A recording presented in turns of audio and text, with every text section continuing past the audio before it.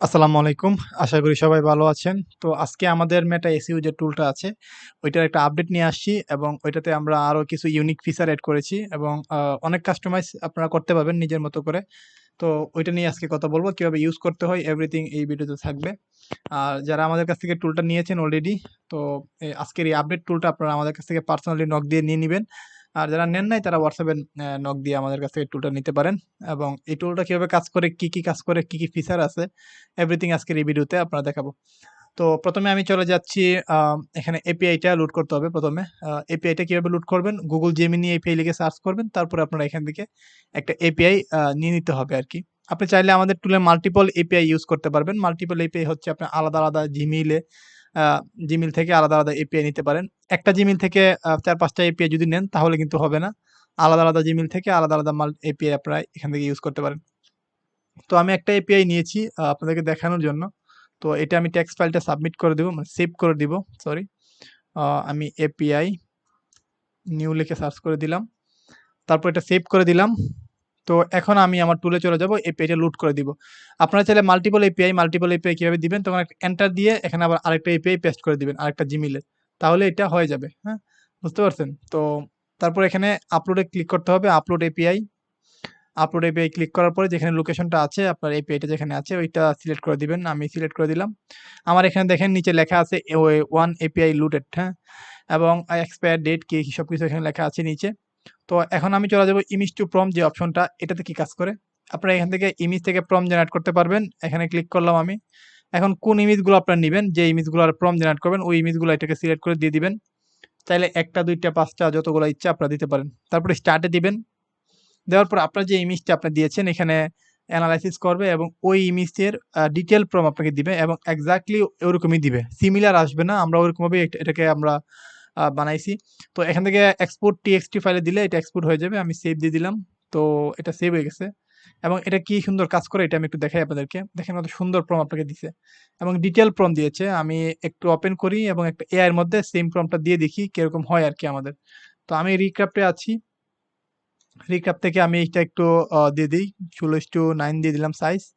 তারপরে রিক্রাফটে ক্লিক করলাম। এখন সে আমাকে একটা ইমেজটা জেনারেট করবে। আচ্ছা, যে ইমেজটা জেনারেট হোক, পাশাপাশি আমি নেক্সট যে ফিচারগুলো আছে ওইগুলো একটু দেখাই দিই আপনাদেরকে।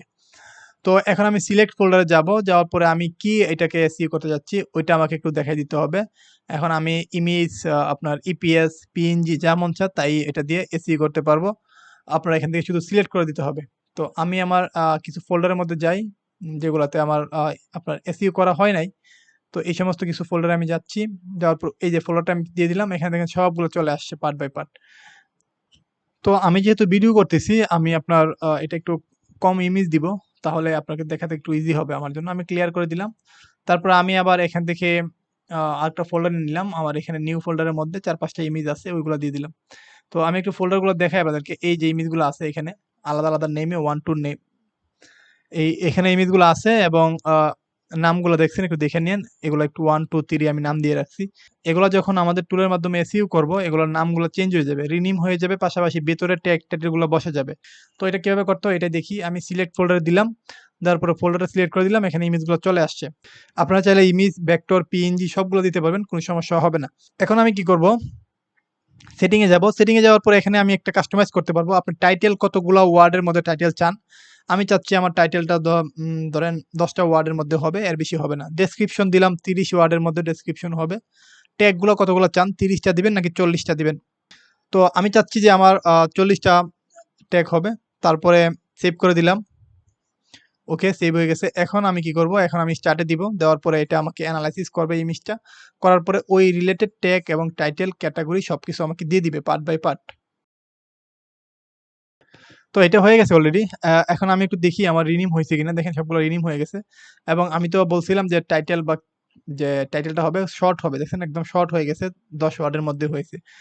তো এখন আমি কি করব? এটাতে এমবেড এ ক্লিক করব। আমি যখন এমবেড এ ক্লিক করব, এখন আমার টাইটেল এবং ট্যাগ গুলা আমার ইমেজের ভিতরে বসে যাবে এবং অফ পেজ এসইও যেটাকে বলি আমরা। তো এই দেখেন আমি একটু ওপেন করি। প্রপার্টিস এ যাব। ডিটেইলে এই দেখেন এখানে টাইটেল, টেক্সট, টাইটেল সবকিছু কিন্তু বসে গেছে অটোমেটিক্যালি। আমি কিন্তু কিছু করি নাই। এখন আমি কি করব? এখন এগুলার যে CSV গুলা আমি একটু এক্সপোর্ট করে দিব। এখানে CSV আমি কোন মার্কেটের জন্য CSV নিব?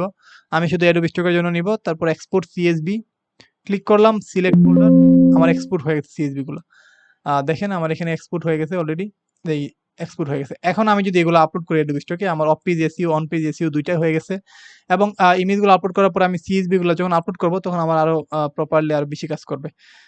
তো এই হচ্ছে আজকের ভিডিও। আপনার যদি ভালো লাগে আমাদের টুলটা নিতে পারেন এবং লাইক, কমেন্ট, সাবস্ক্রাইব করতে পারেন।